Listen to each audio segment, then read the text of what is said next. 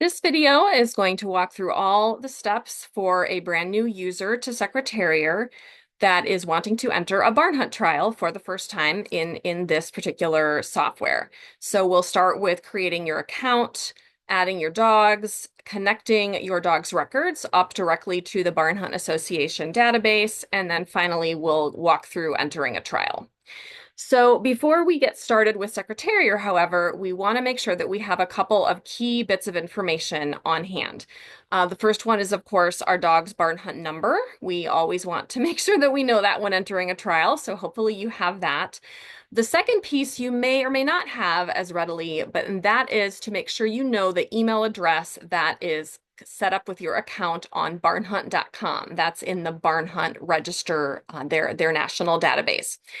So if you need to look up either of those bits of information, we're first going to walk through how to do that. If you already know those things, you can skip ahead a little bit in this video. I'll put a note in the description about where you can skip to. So for those of us who need to go over to barnhunt.com, let's go over there and we'll talk about how we get these pieces of information that we may have lost. So when you're on barnhunt.com, you see the gray menu is right below the logo. You want to go all the way over to the right where it says log in, and you'll get this screen. Now, if you know your email address, you haven't changed it in many years, but you just think you've forgotten the password, you can go straight to reset password. In fact, I'm going to do that anyway, because even if I'm not sure what email address I have used, this is also the way to find that out through some trial and error. So let's put in a pretend address that I know is wrong, and we'll see what happens if I put in a wrong address that does not have a Barn Hunt account. I'm going to ask it to send a reset password link. It's going to say, sorry, we can't find that email address. So you can try the email addresses that you might have been using. And once you find the one that is in the database, it's going to say, success, we've sent you a link to reset your password. And then you can go to that email account and so on and reset your password. So let's go back to the login screen. We've successfully gone through all that. We know our login. We're going to enter it and log in. And then you're going to see this screen. It tells you at the top left that you're in the Barn Hunt register. Of course, the very first thing you can do is add another dog. But right now, we just want to go and look up our existing dogs to find their Barn Hunt numbers and their key data that's on file in the Barn Hunt database. So here you can see all of my previous dogs and current dogs, their numbers, etc. So now that we have this information ready, we will go back to Secretariat. So you may have reached Secretariat through a link that's going directly to your club's event. Maybe it was in your club webpage or a premium document. Maybe you came to it through the barnhunt.com events calendar, or maybe you just came directly to secretariat.com.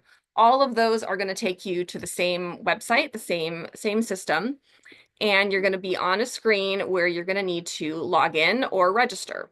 If it's your very first time, of course, you're going to want to say register. You'll enter your data, you'll create a password that is unique to the Secretariat website, and you'll register as a user. If perhaps maybe you've already used Secretariat in the past, maybe with another dog sport, it will tell you already have an account, you can reset your password and so on. It will recognize that. Again, make sure that you are using the email address that is associated with your barnhunt.com account. You are allowed to have more than one user account under different email addresses. So if you by chance have used different emails for different sports venues, that's okay. Go ahead and create a new one here that is using your Barn Hunt email. So let's say we've walked through all that. It will have you click a link in your email to confirm that you really are the owner of that account and all those good things that happen when you start a new website account. And we'll pretend that now we have gone over and we are logging into our new user account for the first time. So we're going to continue as just a user. And now you can see I'm back on the main screen, and the very first thing I can do is register a dog. You're going to need to register a dog before you enter an event because you've got to have a dog to enter, right? So you have to have a teammate to play with you. So we're going to click on this Add a Dog button, And on this screen, you can see that I already have 3 dogs in my account. And there's also a plus sign, register a dog over here. So I'm going to click that. And the main bit of advice that I can give you here is to, as much as possible, autofill the data from BHA. That's the Barn Hunt Association. And that's really easy to do if you know the dog's barn hunt number. So you can, I'm actually going to click on that, and it's going to say this is going to speed everything up. We'll still have to connect our dog after this. That's okay. We're going to go in and add the one dog that I have not entered before. So that's Ella with 32833. She's not currently on this Secreterrier account. So we've got her number. We're going to say submit. It auto-filled her call name, her birth date, sex, and height, which all this data directly came over from what's here on the Barn Hunt website. So that's beautiful.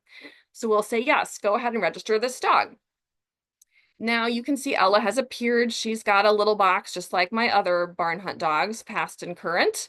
And however, when I click on her, she does not yet have any connected organizations. So we still have to connect her to Barn Hunt. So I'm going to say manage connections. And again, I can enter her Barn Hunt number. We'll say 32833. I think that's correct. Yes. And I'm actually going to see what happens if I autofill from BHA again. Oh, it's going to ask me to enter the number, see if it will do this for us. Yes, fabulous. So that's going to also be a great boon for you if you have a particularly long or complex registered name for your dog. Having it auto-populate is going to make sure that there's no typos, there's no punctuation that's off.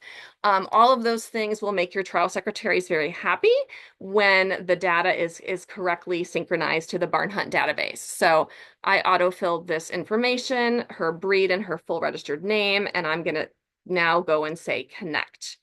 Double check the information's correct. Well, of course it is because I auto-filled it. We'll say yes. And now everything turned green, the dog's connected, and you can see again when we toggle through my dogs, they all have the connected organization now of Barn Hunt Association, including Ella, who we just added. So fabulous. Now you are ready to enter a trial. So again, there's a few different ways that you might be coming to the website in future to enter trials. So let's say that you, for example, came directly from a link that your club provided you for a specific event. This is one of these on the City Sniffers webpage. So we're going to show what happens when I click to that. Amazing. It took us right into the event. This is the second annual Shamrat Shuffle. It took us right to the entry page. Great. So that might be what happens. You might also end up just coming in to secreterrier.com, and you can also search for events this way. So you can either click on upcoming events at the top, or under the middle section, enter an event. You can click on find, and it will give you the list of all of the upcoming events. And you can see these are for multiple different kinds of sports, not just barn hunt. So you can use the little drop downs on the left to say, okay, I only want to look at the barn hunt trials in Illinois. So we're going to choose barn hunt and Illinois. And now we've just got these 4. So great. Here's the one we want in Springfield. And now we can check that we got the right one, location, start dates March 7th, etc. There's a link to the premium. We're going to go ahead and say enter.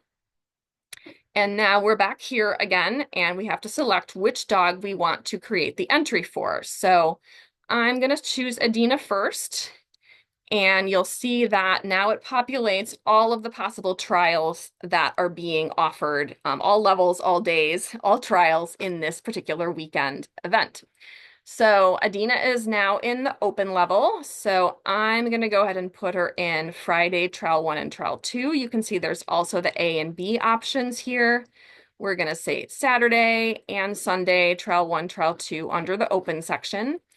And then maybe I also want to put her in the Crazy 8s trial, the one that's at the end of the day. So I'll go and say trial 2s for the Crazy 8s. So fabulous. Now it says that I have 9 potential runs to enter. So I'm going to say enter 9. It will then ask me some additional information. Neither of these is applicable. I am the owner and the handler, so I can leave that blank, and I'm not a junior handler, so I'm just going to say submit. And great. Now all those entries that I put in for Adina are pink, and it says there's 9 entries in my cart. So that's great. Now let's pretend we have a second dog. So I'm gonna go and enter Caleb, and we're gonna say, you know what, he's just gonna come on Saturday and play 2 trials of senior. So I'm gonna again say enter 2. Additional information doesn't apply. Hit submit. Great, now his runs are pink, and it says that I have 11 in my cart. So then you would go forward and view your cart. Let's say you're done adding all your runs. If you needed to change anything, remove them, withdraw completely, you can do that here and then go back and fix your entries if you needed to make any changes. One thing to make sure to remember is that just because you put the entries in your cart does not mean that you've entered the trial. Your entries are not confirmed until they are paid.